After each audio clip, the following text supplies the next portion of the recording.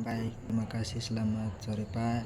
Perkenalkan nama saya Dandi Umbu Ranjawali dengan NIM 2313010061. Di sini saya akan membahas video tentang hematologi, metode hematologi pada ikan dan efikasi vaksin pada ikan nila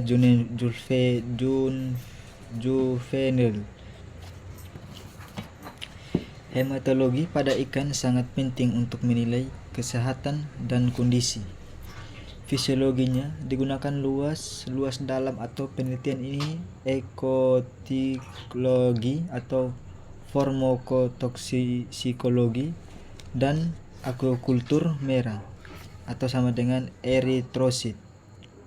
Jumlah sel darah putih atau kadar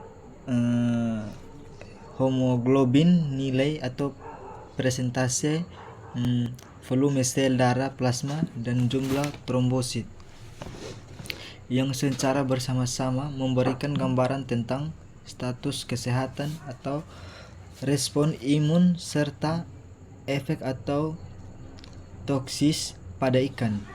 Dan yang kedua itu ada bahasan pokok, teknik dan tantangan hematologi. Di sini pengambilan darah ikan umumnya dilakukan dengan menusuk pembuluh darah atau ekor atau sama dengan vena caudalis menggunakan fluid yang berisi antikoagulan.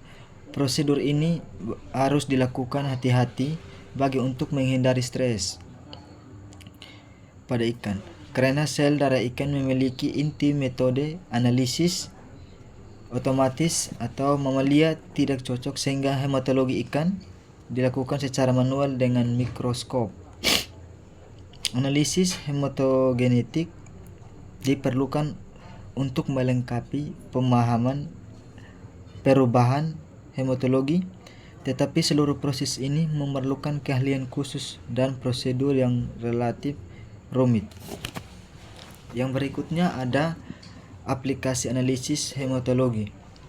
Yang pertama itu ada analisis hematologi pada ikan sangat berguna untuk menilai status fisiologis dan respon imun pada ikan, serta berperan sebagai biometer penting dalam mendeteksi pencemaran lingkungan atau penyakit pada ikan dengan keunggulan biaya rendah, tidak memerlukan peranan rumit, dan dapat dilakukan menggunakan sampel darah sedikit secara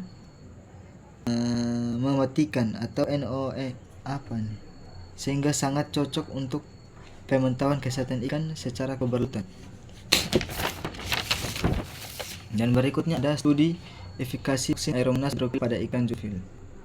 Penyakit motile aeromonas atau septicemia merupakan salah satu utama dalam budidaya ikan nila yang disebabkan oleh bakteri Aeromonas seperti kehilangan nafsu makan, luka pada permukaan tubuh, peredaran darah ini diisang atau perut membesar, berisi cairan atau sertakan organ. Dalam studi vaksinasi yang menggunakan vaksin whole cell dan lipoposakarida dilakukan dengan metode perendaman pada dosis dan jadwal tertentu sebagai upaya pencegahan infeksi sehingga dapat meningkatkan ketahanan terhadap mas atau menelan angka kematian. Dan berikutnya ada metodologi vaksin. Vaksin disiapkan menggunakan antigen whole cell dan lipoposakarida yang diberikan melalui metode perendaman selama 30 menit. Dengan pemantauan dilakukan melalui respon imun non-spesifik tingkat hidup ikan pasca infeksi untuk menilai efektivitas perlindungan yang diberikan vaksin terhadap penyakit. Yang berikut hasil dan temuan.